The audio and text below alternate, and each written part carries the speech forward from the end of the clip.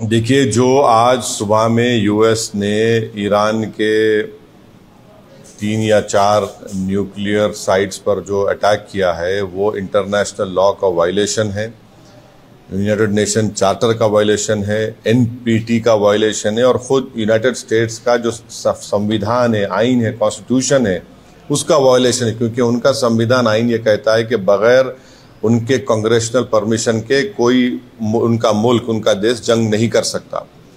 5वीं बात यह है कि ये हमला करके यूनाइटेड स्टेट्स ने गज़ा में जो फ़लस्तीनियों का एथनिक क्लेंसिंग हो रहा है, जेनोसाइड हो रहा है, उसको कवर अप कर रहे हैं।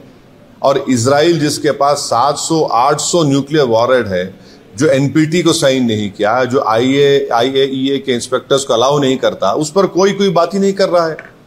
और छठी बात यह है कि मेरी बात लिख के रख लीजिए कि 5-10 साल में ईरान 90% यूरेनियम का एनरिचमेंट करेगा, 90% करेगा। अब नहीं रोक सकते ईरान को। अब ईरान एनपीटी से निकल जाएगा और एनरिचमेंट करेगा।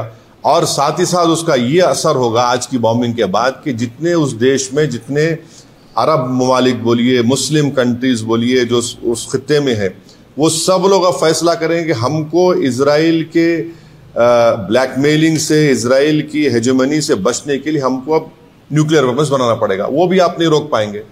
और अमेरिका के इंटेलिजेंस ने खुद कह दिया कि अब ईरान के पास कुछ नहीं है।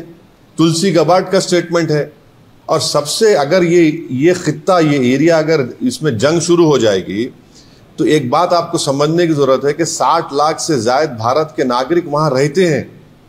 हमारे इंडियन कंपनीज का इन्वेस्टमेंट है वहां पर। वहां से हमारे नागरिक भारत को बहुत बड़ा फॉरेन एक्सचेंज भी जाते हैं। अनलाइक नॉर्थ अमेरिका के बाद तो इनकम टैक्स भी नहीं लिया जाता उनसे। और आखिरी बात यह है कि क्या पाकिस्तान इसीलिए ट्रंप के लिए नोबेल पीस प्राइज का डिमांड कर रहा था कि पूरा उस खित्ते में जंग शुरू हो जाए? क्या इसीलिए उनके जनरल जाकर लंच खा के आए थे वहां पर कि पूरे इस इलाके में आग लग जाए, जंग शुरू हो जाए वहां पर?